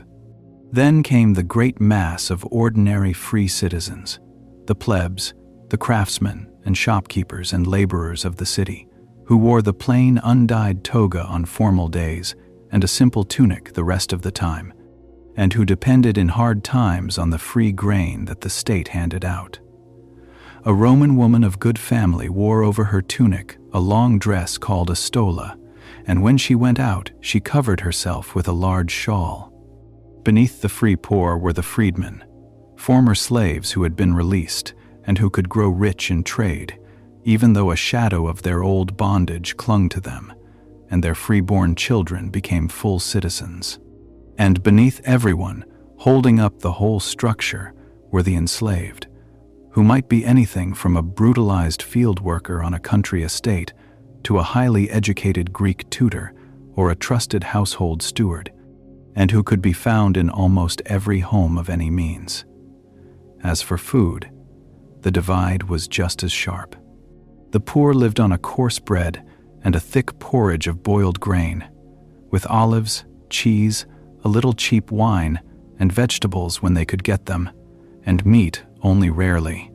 The rich, by contrast, reclined on couches at long dinners of many courses, eating roasted meats and fish, exotic birds, honeyed cakes, and dishes flavored with a strong fermented fish sauce that the Romans loved to pour over almost everything. A whole world of custom governed these meals: the reclining, the order of the courses, the entertainments, and the visit to the public baths that filled the afternoon of nearly every Roman, rich and poor alike, where they bathed, exercised, gossiped, and did business in the same great halls of marble and water. Over this whole society, Augustus tried to act not only as ruler, but as moral guardian. He passed laws meant to strengthen marriage and the family, rewarding couples who had many children and penalizing those who stayed unmarried or childless, and he made adultery a public crime rather than a private matter.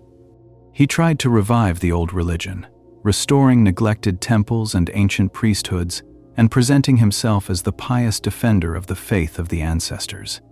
Not all of this worked as he hoped, and the strict laws on marriage and adultery in particular would one day come back to wound him in the cruelest possible way, in his own household. But the aim was always the same: to bind up the wounds of a century of chaos and to root the new order in the oldest and deepest habits of Roman life. The honors that the grateful state poured on him were endless, and one of them still touches every calendar in the world today. There was a month in the Roman year that had been called simply Sextilis, the 6th month, by the old reckoning. Some of the greatest strokes of Augustus's fortune had fallen in that month, including the final surrender of Egypt, and so the Senate voted to rename it in his honor, just as an earlier month had already been named for Julius Caesar. From that day, the month has carried his name, and the word August, which we still use for the 8th month of the year and as an ordinary word meaning grand and dignified, is a small living monument to the boy from Velitrae, spoken by billions of people who have no idea they are naming a Roman emperor every single year. The Golden Age, the peace that Augustus brought, did not only rebuild roads and temples, it gave Rome something it had never truly had before: the calm and the confidence to produce a burst of art and literature so brilliant that later ages simply called it the Golden Age of Roman writing. And this was no accident. Augustus and his circle understood that a new order needs more than soldiers and laws to make it last. It needs poets and historians to give it meaning, to tell the people a story about who they are and why the new peace is good and right. The old warlord who had won by the sword now set out to win the deeper battle for the Roman imagination, and he won that one too. The great instrument of this effort was his cultured friend Maecenas, the smooth and wealthy diplomat who had helped him through the wars. Maecenas had a genius for finding talented writers, supporting them, freeing them from money worries, and gently guiding their work toward the themes the new age wanted to hear. His name has passed into many languages as a word for a generous patron of the arts, and he gathered around himself the finest poets of the day.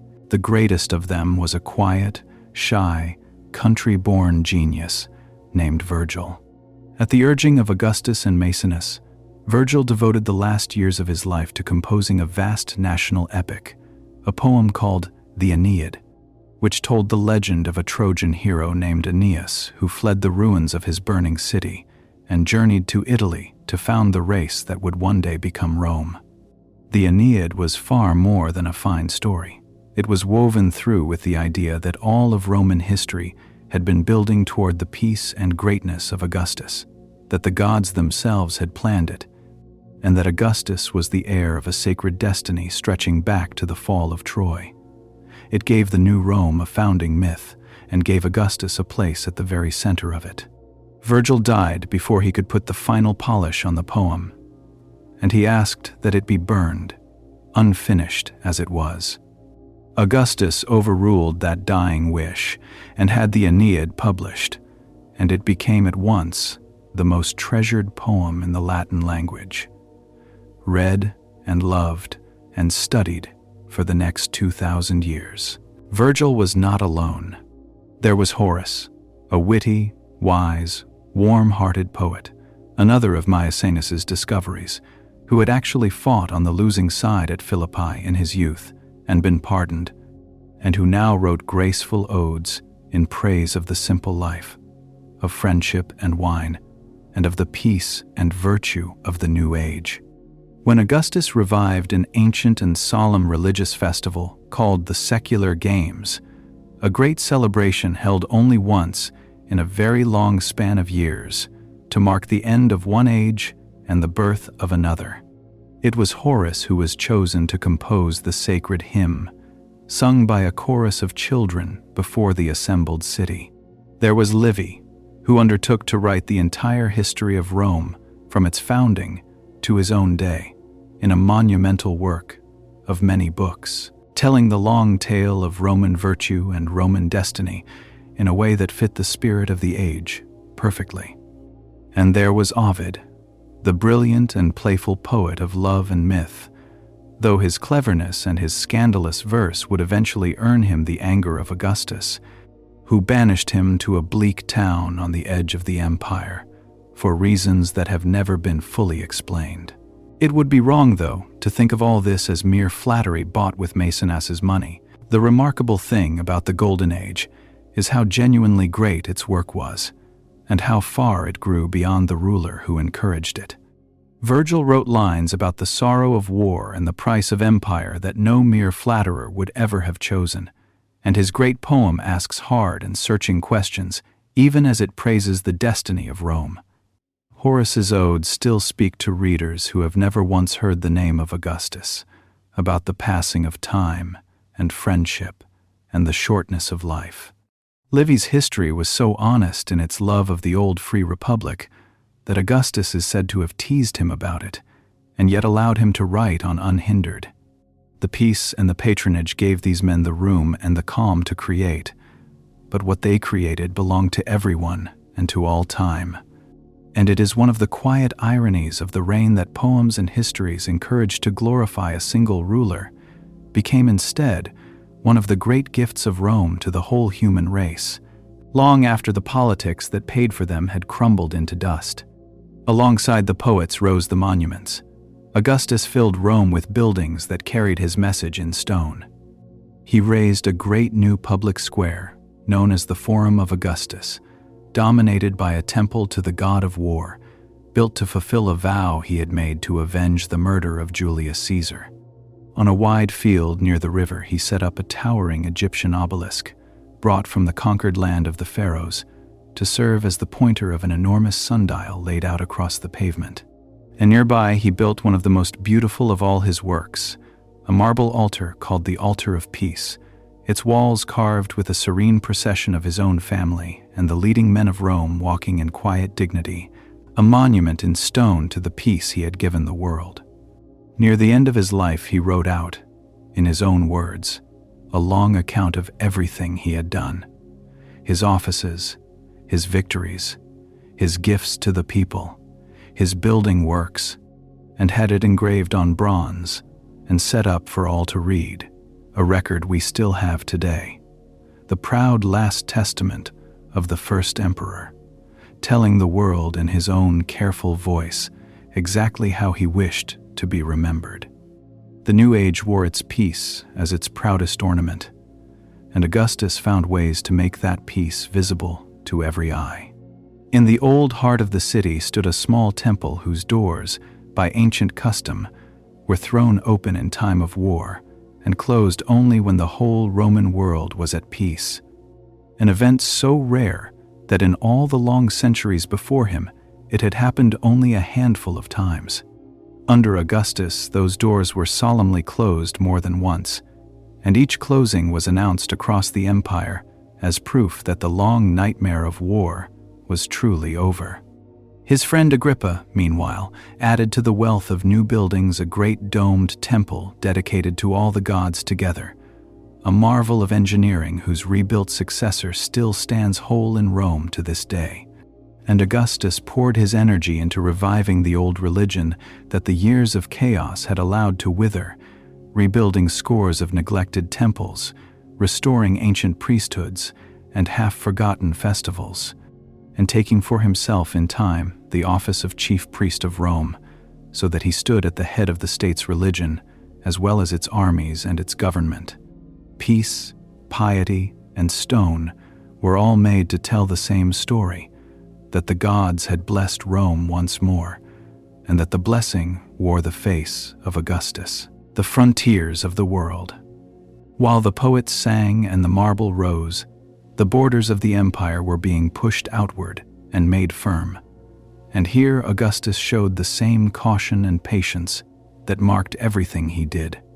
He had watched ambitious men destroy themselves reaching for glory, and he had no wish to gamble the peace he had built on reckless adventures. He wanted borders that could be defended, frontiers that rested on natural barriers like great rivers and mountain ranges, rather than an endless hungry expansion into the unknown.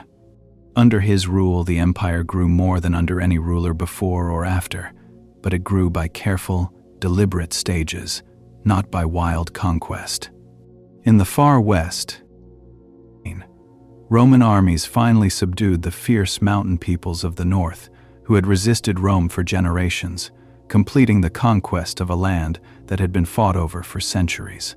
In the center, Augustus sent his stepsons and his generals to bring the tribes of the Alps under Roman control, securing the mountain passes that guarded the northern approaches to Italy itself.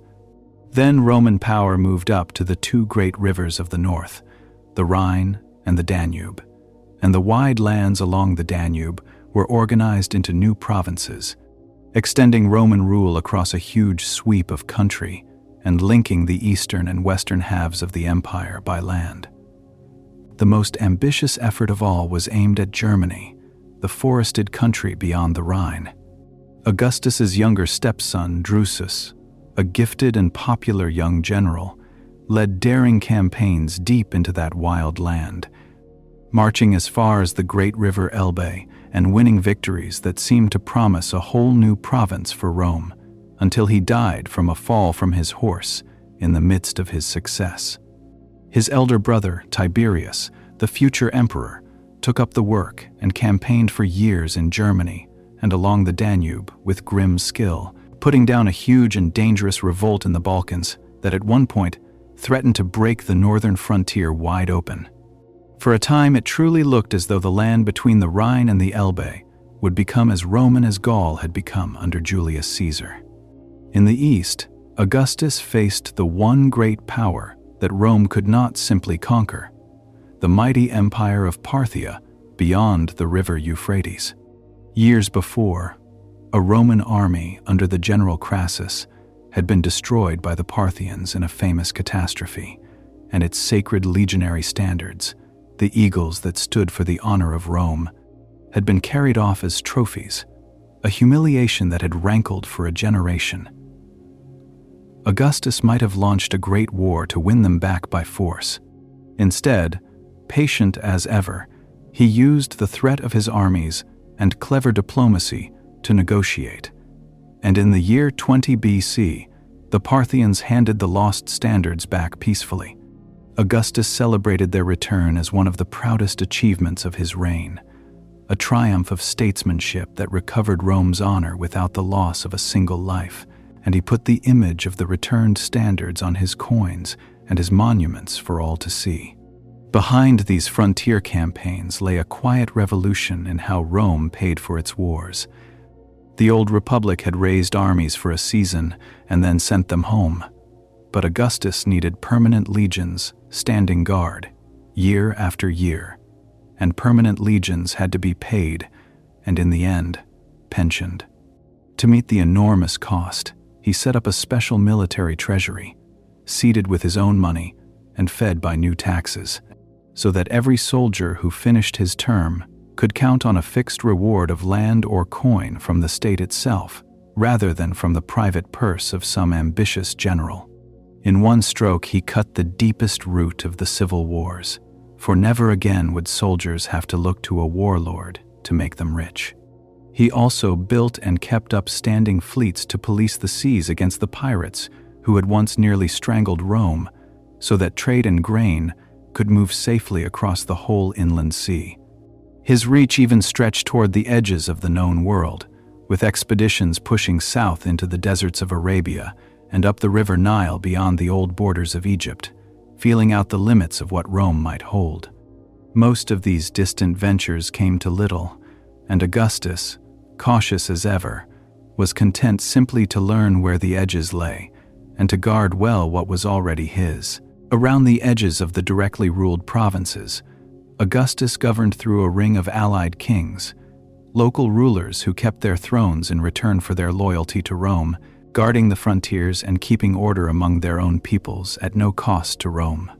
The most famous of these client kings ruled the small but strategically vital land of Judea, a shrewd, ruthless, and immensely energetic builder named Herod, who owed his crown to Roman support and repaid it with unwavering loyalty, raising great fortresses and rebuilding the temple in Jerusalem into one of the wonders of the age.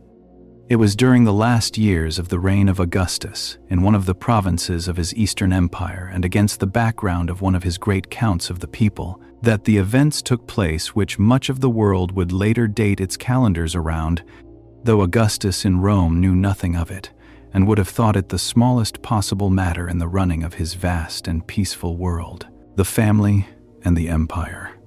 Through all the years of building and conquest, one problem gnawed at Augustus more and more as he moved into old age, and it was a problem that all his cleverness could not solve.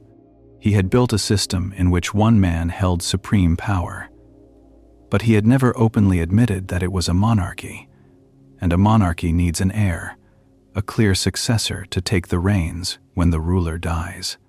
Augustus had no son of his own. He had only his daughter, Julia, the child of his first marriage, born on the very day he divorced her mother. And so the whole future of the empire came to turn on Julia, and on the men Augustus married her to, and on the grandchildren he hoped she would give him. He would spend the last decades of his life trying to arrange the succession through her, and again death would tear his plans apart.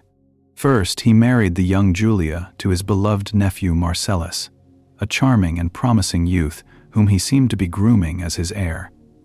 But Marcellus fell ill and died young, and the great hope died with him. Augustus then turned to his oldest and most loyal friend, Agrippa, the plain-born soldier who had won all his battles for him. He had the widowed Julia married to Agrippa, though Agrippa was much older, and this time the marriage produced children, several grandsons and granddaughters, and Augustus was overjoyed. He adopted the two eldest boys, Gaius and Lucius, as his own sons and began, openly, to prepare them to follow him one day.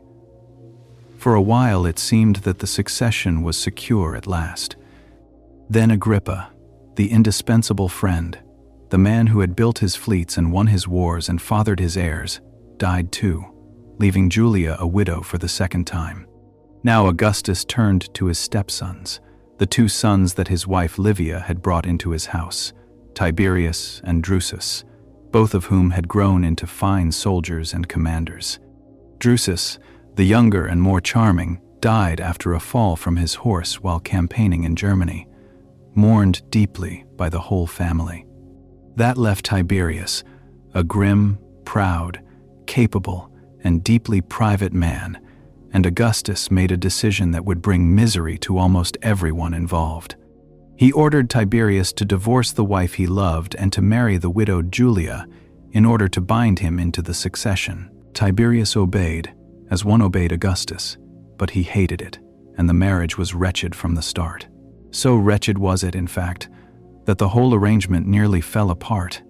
Tiberius, proud and unhappy, and feeling himself pushed aside as Augustus fixed his hopes on his young grandsons instead, at last did something almost unheard of for a man in his position.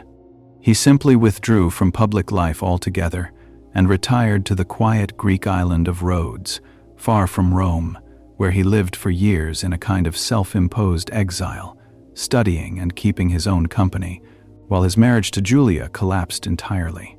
It was a strange and telling episode, the future master of the world turning his back on Rome out of weariness and wounded pride, and for a time it seemed he might never return to power at all.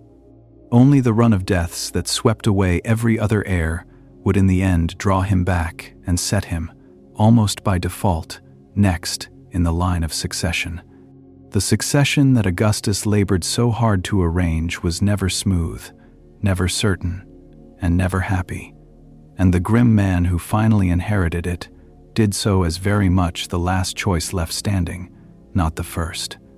And now comes one of the darkest and most painful chapters of Augustus's long life, and it grew straight out of those strict laws on marriage and morality he had been so proud of. His daughter Julia was clever, witty, and famously charming, but she chafed against the cold and controlled world her father had built, and against the loveless marriage he had forced on her. Whether the stories told of her are wholly true, or partly the malice of her enemies, she gained a reputation for a string of love affairs with some of the most prominent young noblemen of Rome, carried on, it was said, with a recklessness that bordered on open scandal. For years Augustus either did not know or refused to know. Then, in the year 2 BC, the truth was laid before him in a way he could no longer ignore. The man who had made adultery a crime punished by law now found that his own daughter stood accused of it many times over, in the most public and humiliating way imaginable. The blow to him was crushing, and his response was pitiless. He could not be seen to spare his own child the punishment he demanded for everyone else. He denounced Julia publicly, before the Senate and the whole city. Her alleged lovers were punished, some driven into exile, at least one of them forced to his death. And Julia herself, his only child, the mother of his chosen heirs, he banished to a tiny, barren island called Pandateria off the coast of Italy, a bare rock where she was allowed no wine, no comforts, and no visitors without his personal permission, and where no man was permitted to come near her at all. He never forgave her, and he never saw her again. He is said to have cried out in his grief that he wished he had never married and had died childless, and to have refused, ever after, to let her name be mentioned in his presence. The master of the Roman world, who could order kingdoms and command legions, had been wounded most deeply of all in the one place no power could protect, his own family, and the wound was partly of his own making. Julia herself never returned to favor. After some years on her bare island, her father relented just enough to move her to a town on the mainland, but he never once let her come home and never softened toward her, and she lived out her days under guard, watched and confined. She would in fact outlive her father by only a few months, dying, some said, of grief and neglect, not long after the one man who could have freed her was gone. It was a bleak end for the only child of the most powerful man in the world, and it cast a long shadow across the household. To many Romans, looking at the strange run of early deaths and disgraces that struck the family of Augustus again and again, it began to seem almost as though some curse hung over the house, as though the gods quietly demanded a private price for all the public glory. The man who could arrange the succession of an entire empire could never arrange happiness beneath his own roof, and the sorrow of it followed him down into his old age. The clouds over the empire. The tragedy of Julia was only the beginning of the sorrows that gathered over the aging emperor. The two grandsons he had adopted and loved and groomed so carefully to follow him, Gaius and Lucius, the bright hope of his old age, both died within a few years of each other, one of illness and one of a wound, while still young men. It was a staggering series of losses. One by one, every heir Augustus had chosen had been taken from him, the nephew, the great friend, the younger stepson, and now both of the beloved grandsons in whom he had placed all his hopes. An old man who had outlived almost everyone he had meant to succeed him was left, in the end, with the one heir he had never really wanted. That heir was his stepson Tiberius, the grim and gifted soldier, the husband he had forced on the disgraced Julia. There was simply no one else of the right blood and ability left standing. And so Augustus formally adopted Tiberius as his son and successor, and began at last to share his powers with him and to prepare him to rule. It was, in a sense, a marriage of necessity between two men who did not much like each other, but Tiberius was able, experienced, and steady, and the aging emperor knew that the empire would at least be in competent hands. Then, in the year 9 of our era, came the worst military catastrophe of the entire reign, a blow so severe that it seemed for a moment to threaten everything Augustus had built. Far to the north, beyond the Rhine, Rome had been slowly extending its control into the forests of Germany. A Roman governor named Varus was leading 3 whole legions, tens of thousands of soldiers, through the wooded country when he was betrayed by a trusted local chieftain who had learned Roman ways and then turned them against Rome. In the depths of the Teutoburg forest, in rain and mud among the trees where the Romans could not form their lines, the Germans fell upon the strung-out column and destroyed it utterly over several terrible days. Varus took his own life, and 3 entire legions, with their eagles and their standards, were wiped from the face of the earth. The frontier in Germany collapsed, and for a time men in Rome feared the enemy might come pouring toward Italy itself. The news broke Augustus as no defeat ever had. He was an old man now, and the loss of so many soldiers in a single stroke, the loss of the very standards that stood for the honor of Rome, seemed to undo the work of a lifetime. For months he mourned. He let his hair and beard grow untrimmed as a sign of grief, and in the worst of it, those close to him said that he would sometimes strike his head against a door in his distress and cry out for Varus to give him back his lost legions. He never fully recovered from the shock, and he gave up the dream of conquering Germany, drawing the frontier back to the great rivers where it would stay.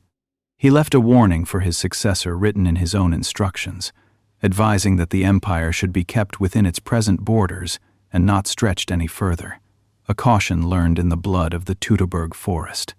And yet, terrible as the blow was, the empire held, and that was the deepest proof of everything Augustus had built. In the old days of the Republic, a defeat on such a scale might have brought rival generals racing home to seize power in the confusion, with civil war close behind. Now, nothing of the kind happened. The frontier steadied along the Rhine, fresh troops were sent north, order was restored, and the vast machine of the empire simply absorbed the shock and carried on. The lost eagles of the fallen legions would even be recovered, years later, by Roman armies pushing back into Germany after Augustus himself was gone. The system he had made was stronger than any single disaster, stronger, in the end, than any single man, and that was exactly what he had spent his whole life trying to achieve, a Rome that could survive the loss of legions, the loss of provinces, even the loss of its emperor, and go on standing. For all his supreme power, the later writers who knew the details of his life delighted in the small, very human things about him. In person, he was not an imposing figure, being rather short, though he carried himself with such calm and easy dignity that those around him seldom noticed his lack of height. He had bright, clear eyes, of which he was quietly proud, a serene and unhurried face, famously careless hair, and small, neglected teeth. He loved to gamble at dice and was cheerfully open about it, writing to his friends of exactly how much he had won or lost at the table, like any ordinary man at play. He had a dry, teasing wit and took real pleasure in the company of clever companions. Yet he was also a tireless worker, bent for long hours over the endless business of the empire, reading reports, hearing lawsuits, and answering letters from every corner of the world. For he ruled by patience, and attention to detail, far more than by any grand gesture. Some of his habits ran stranger and deeper than these. For all his supreme authority, Augustus lived, by the standards of Roman emperors, with remarkable simplicity. He kept the same modest house on the Palatine Hill for decades, slept in the same plain room, and often wore ordinary clothes woven for him at home by the women of his own family. He ate simple food, coarse bread, cheese, and figs, and he disliked grand banquets, but he also carried, all his life, some very human fears. Above all, he was terrified of thunder and lightning. He seems to have had a deep and lasting dread of storms, and he carried with him at all times, as a protective charm, a piece of sealskin, which he believed could keep lightning away. When a storm grew fierce, this ruler of the world would retreat into a windowless room deep inside his house and wait, with his little talisman, for the thunder to pass. The most powerful man alive, blessed with a sacred name and worshipped in temples, hid from the sky like a frightened child, and there is something oddly comforting in knowing it. The Last Journey and the God. By the summer of the year 14 of our era, Augustus was an old man of 75, worn down by decades of rule and by a lifetime of poor health that he had somehow outlasted year after year. He had reigned, in one form or another, for more than 40 years, longer than most Romans alive could remember, so long that there was hardly anyone left who could recall the chaos and bloodshed of the world before him. He had come to seem almost permanent, like the hills of the city.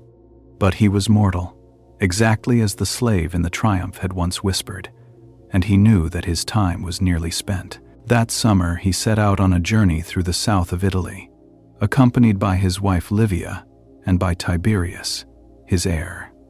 Along the way he fell ill with a stomach complaint, and it became clear that he would not recover. He came to rest in a town called Nola, in the same house, it was said, and even the same room in which his own father had died so many years before, closing the circle of his life. There, surrounded by those closest to him, the first emperor of Rome came to the end of his long road. It is here that one of the most famous rumors of the ancient world attaches itself to his death, and it must be told carefully, as the unproven story it is. Augustus was fond of fresh figs, and he liked to pick them himself from the trees in his garden. There was a whisper, repeated by later writers and never once proven, that his wife, Livia, fearing that in his final days he might change his mind about the succession and set aside her son Tiberius, had smeared poison on the figs while they still hung on the branch, so that the old man plucked his own death with his own hand. No one has ever shown it to be true, and most likely it is only the kind of dark tale that always gathers around the sudden death of the powerful and the sudden rise of an heir. Augustus was old and sick and had every natural reason to die, but the story of Livia and the poisoned figs has never quite gone away, and it clings to the end of his life like a shadow that will not lift. However he died, the manner of his passing was calm and self-possessed, exactly as he had lived. In his last hours, he is said to have asked his friends whether he had played his part well in the comedy of his life, and, since he had, to send him off with their applause. As an actor is applauded when he leaves the stage, he had thought of his whole reign, it seems, as a great performance, a mask worn with skill for the good of Rome, and he wished to know that the performance had pleased. Then he turned to Livia, his wife of more than 50 years, and asked her to remember their long life together, and with that he died, quietly, in the arms of the woman who had shared his entire reign. There was one last shadow over the passing of power, and it was a grim one. Augustus had had a third grandson, the youngest son of his daughter Julia, born after the death of the boy's father. But this grandson had grown into a violent and difficult young man, and years before his death, Augustus had disowned him and banished him to a small island, much as he had banished the boy's mother.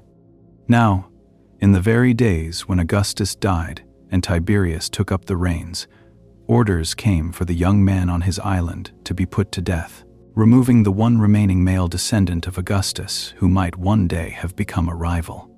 No one ever learned for certain who had truly given that order, whether the dying Augustus or Livia or Tiberius himself, and each of them let the blame fall on the others. It was a fittingly murky ending to a life that had begun in the murk of civil war, a quiet killing on a lonely island to make the succession safe, the last of the many hard and secret things that were done so that Rome might have its peace. The Senate declared him a god. This had been done for Julius Caesar before him, but now it became the pattern for the emperors who followed, and temples and priests were established for the worship of the deified Augustus across the empire. His body was carried back to Rome and burned on a great pyre, and it was said that a former officer swore he had seen the emperor's spirit rising up from the flames toward the heavens, as a god should. His ashes were laid in the huge round tomb he had built for himself and his family years before. The whole city had turned out to see him, carried to the fire. The leading men of Rome bore his body on their shoulders through streets lined with silent crowds, and behind it came the images of his ancestors and of the great men of Rome's past, as was the custom at the funeral of a nobleman, so that it seemed the whole history of the city walked with him toward his grave. The record of his own deeds that he had left behind was read aloud, and the long roll of his gifts and victories and buildings rolled slowly over the hushed forum. For the ordinary people of Rome, it was the passing of the only ruler most of them had ever known. The man under whom they had been born, had grown up, had married, and raised their children, all of it inside a single unbroken peace. It must have seemed to many of them less like the death of a man than the quiet ending of a whole age of the world. Tiberius, the reluctant heir, took up the powers his stepfather had gathered, and the system held, exactly as Augustus had designed it to. And that, in the end, is the measure of the man. He had taken a Rome drowning in a century of civil war, a republic rotten and collapsing, and he had given it order, peace, and a form of government that would endure for hundreds of years. The long peace he founded, the calm that settled over the Roman world under his rule and that of his heirs, came to be called the Roman peace, a stretch of stability and prosperity across a vast empire, the like of which the ancient world had never seen. He had done it not through genius on the battlefield, where he was often weak and sometimes absent, but through patience, through judgment, through an unmatched skill at reading men and biding his time, and through a willingness to be ruthless when he judged it necessary, and merciful when he judged that wiser. The very name he had inherited outlived him in a way he could never have foreseen. The word Caesar, the family name of his murdered great-uncle that he had taken as a frightened boy, became through him no longer a name at all but a title, the word for a ruler, passed down to emperor after emperor of Rome for centuries to come. And even when Rome itself was long gone, that single word lived on in the languages of Europe as the very word for a supreme ruler, echoing down the ages in titles that still meant emperor more than 1,000 years after the frail boy from Velitrae had first dared to claim it. Few men have ever cast so long a shadow or turned their own name so completely into a word for power itself. He wrote, at the very end of his life, a record of his own deeds to be set up in bronze for all to read, and in it he claimed, with some justice, that he had found Rome in disorder and left it secure. The frail boy from the small town of Velitrae had outlasted every stronger man and had become the model of what an emperor could be, for every emperor who came after, for as long as Rome endured. And there the story of Augustus rests. There is nothing more to hold on to tonight, no more battles to follow, no more names to keep straight. The wars are long over now, and the old emperor has come to the end of his road, and there is nothing left to do but let it go quiet. If you are still awake, another slow story is already waiting, and it will begin on its own soon. If these quiet histories help you rest, you can follow along softly, and I will keep them coming. Let your breathing slow. Let the room grow dark and still around you. Rest now.